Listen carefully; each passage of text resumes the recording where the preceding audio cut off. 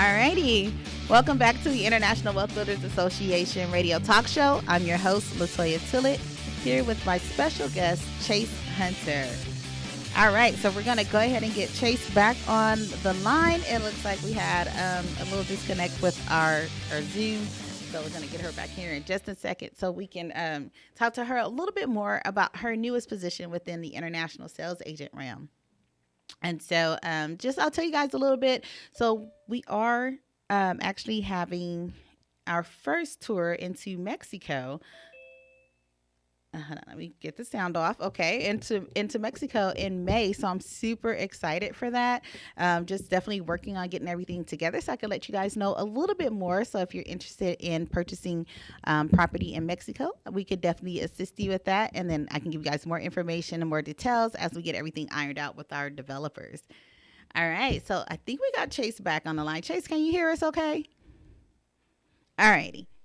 So, Chase, before we went to that last commercial break, I was touching on your new position within the international sales agent realm. So, can you let the people know what it is that you're doing? I kind of gave it away a little bit because we were having the technical difficulties, but you can let everyone know what your new position is.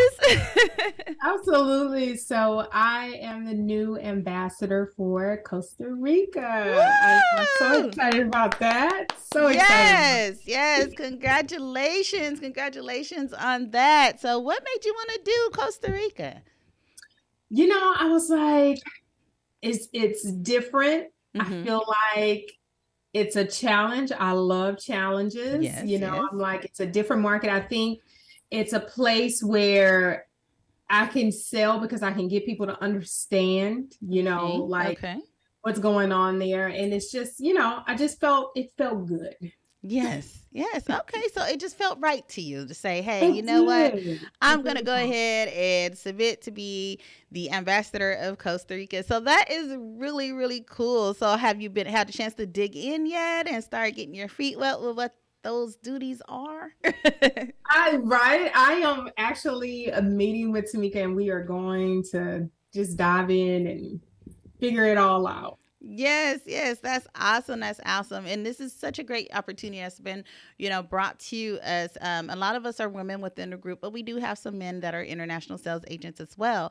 But I know I originally started with the Women Investor Network, where we're all women in that group, and just the opportunities that Dr. Tamika Bryant brings into the table to help women excel primarily. Yes, she wants to help everyone excel, but she really has a heart for the women to excel and to be able to, make some footway in this industry that's mostly male dominated in most cases, especially when you start getting into the commercial real estate, which I specialize in commercial. And, of course, I've had to bang down some doors myself and, and also get into the development realm of it. Cause it's like, we got to stick together. The girls got to come through and we got to be like, hey, we're here too. We can do this too. So yeah, we absolutely do. And that's what I think I love so much about it is because he's, so willing to pour into you. And if you need to know and you want to know, I think she's willing and able to be there. And I think a lot of people think, I'm scared to ask because I feel like it's going to be, are people going to look at me or they think it's a dumb question. But if you don't know what you don't know. That's true. That's true. And you may help someone else. Right. And you'll help someone else who has that same question, who's also afraid to speak up. So, yeah.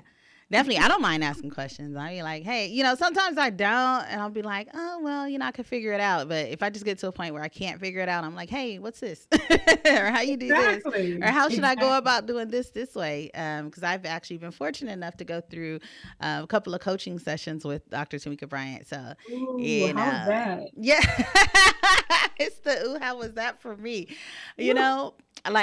I was, I still have kind of PTSD from it, but not PTSD in a bad way. It's in a really good way. Every time I see myself getting off track or find myself, starting to kind of veer in another direction, I literally feel her bop me on the head, don't go over there. Go back on that side.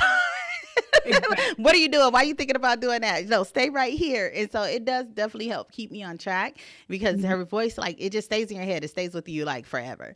So I'm it's been let's see, I met her in 2020 during the pandemic, and that's kind of how we kind of crossed paths and met on Facebook of all places. So, social media has been huge and instrumental in bringing people from across the country and across the world really together. Because, I live in California. Of course, she's she's free spirit, so she's got her different places that she's at. So I'm like, oh, okay, and we actually met face to face at the first Teach at the Beach conference that I attended in Panama City Beach, Florida, which was amazing, and I have been every year since then. I can't wait till this one too. So we'll be in Puerto Rico. Woo! I'll be there. Yes, I will be there as well. Yes. Awesome. So how are you? After doing her mastermind, I was like, whew, that was an intense. It was intense. Yeah, the homework, huh? Yeah, a lot of homework, but it brought so much clarity into my business. And you're right, like her voice sticks over and over in your head, and then you're like, okay, no, I can't veer off, and then it brings you right back and center you right back. So I think without that piece, right, I would still kind of, be trying to figure it out and find my way. But now it's like, no, I know what path I'm going on. I know what direction, and everything makes sense now. Right. See, it's just that sometimes you just need that person from the outside to just kind of help you pull it all in together, because we're always just doing so much. Like, it's easy for me to tell somebody how they need to structure their business to, maximize their tax benefits and, how they can get things together. But sometimes I can't see what I need to do within my own business. So having that outside person come in and say, hey, look, you have these pieces and that pieces, if you need to stop doing that and do this more and pull these two together, to make this work. You just need that sometimes in life. And so, if we just could find more accountability partners like that who want to actually see you win and see you succeed instead of it being a competition all the time, I think that's what it is that I like most about this group of women. Absolutely. And then my group, specifically from the mastermind, like when we're in trouble or we are stuck, it's like a phone call and we're rallying. Nice. What's going on? What's happening? That's amazing. Love that so much, because having someone to check in on you and say, hey, is everything good? What do you need? Did you do that yet? Did you say you're going to do that? Did you do it? And it made me so much stronger. Yes. In this real estate, especially, like carrying out something, because if no one's calling you out on it, you're like, okay, I don't have to do that right now. Right. I can wait. It could wait. But having someone saying, okay, so did you do that yet? It's been a month. What's going on? Right. What are you doing now? What have you done towards that thing you told me you were going to do?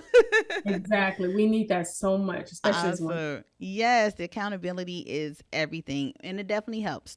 And especially, like I said, if it's, a peer or someone that you can learn from, they can learn from you and you can learn from them. That just makes for the ultimate recipe of what an accountability partnership should be.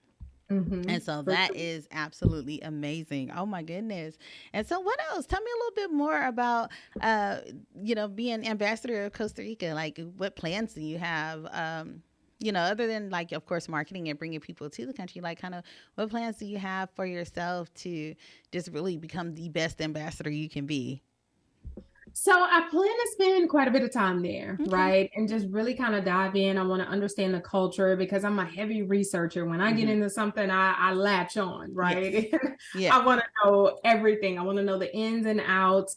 I want to know the places where to go and not to go, and what to do and what not to do, and make suggestions where to stay and things like that, because I'm a kind of a hotel snob, so I gotta know those places, and so that I can be able to relay that. And then not only that, not just for my customers, but what I realized with my core group in the ISAs, that they're like, okay, so we need more information, and there's some things that you're detail oriented and we need you to get that information. So we need you to what is the process? Document the process. And I'm like, okay, got it. Okay.